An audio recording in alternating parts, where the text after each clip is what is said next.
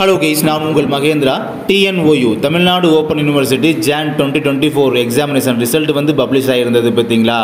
அந்த ரிசல்ட்டில் வந்து ஒரு சாட்டிஸ்ஃபேக்ஷன் இல்லாதவங்க, ஃபெயில் ஆனவங்க, ஸோ இந்த மாதிரி ஸ்டேட்டஸில் உள்ளவங்க பார்த்தீங்கன்னா, அந்த மாதிரி ஸ்டேஜில் உள்ளவங்க வந்து ரீவேல்யூஷனுக்கான அப்ளை பண்ணுறதெல்லாம் பார்த்தீங்கன்னா அந்த சமயத்தில் வந்து சொல்லியிருந்தாங்க. May 2 அப்போவே சொல்லியிருந்தாங்க.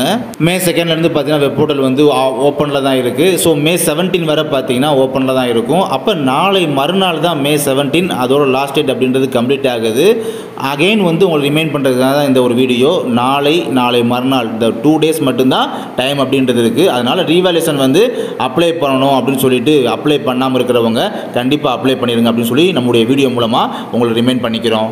நீங்கள் ரிசல்ட் பேஜ் பார்க்குற இடத்துல பார்த்தீங்கன்னா கீழே வந்து அப்ளை ஃபார் ரீவேல்யூஷன் அப்படின்ற ஒரு டேப் இருக்குது. ஸோ அதை கிளிக் பண்ணி உள்ளே போனீங்க அப்படின்னா இந்த மாதிரி ஒரு பேஜில் வந்து எக்ஸாம் நேம் செலக்ட் அப்படின்ற மாதிரி இருக்கும். ஸோ அந்த செலக்ட் அப்படின்றத கிளிக் பண்ணீங்கன்னா அப்படின்னா January 2024 எக்ஸாமினேஷனை வந்து நீங்கள் கிளிக் பண்ணுறாப்புல இருக்கும். ஏன்னா உங்கள் ரிசல்ட் பேஜில் இருந்தால் போகிறீங்க. நீங்கள் எந்த எக்ஸாம் எழுதுனீங்களோ அந்த எக்ஸாமினேஷன் நேமை காமிக்கும், அதை கிளிக் பண்ணிக்கிறீங்க.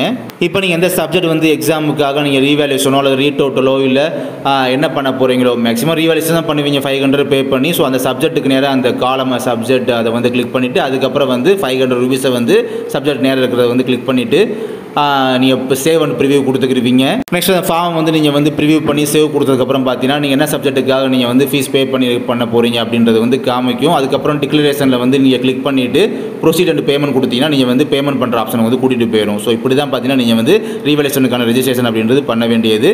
ஸோ பண்ணாதவங்க சீக்கிரம் பண்ணிடுங்க, குயிக்காக பண்ணிடுங்க. நாளை மறுநாளோட பார்த்தீங்கன்னா டைம் அப்படின்றது நாளை மறுநாளோட முடிஞ்சு போயிடுது. நன்றி.